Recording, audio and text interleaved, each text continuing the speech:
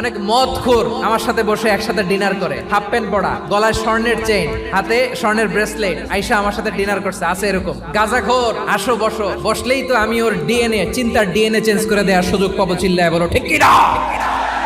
আমার অনেক হিন্দু পরিচিত ভাই আছে, ওরা আমাদের ইফতারির প্রোগ্রামে এসে একসাথে ইফতারি করে। বিশ্বনবী ইহুদির বাড়িতে গেলেন, আর আমার মুসলমান ভাই আমার কাফের বলে, এরকম আছে না নাই?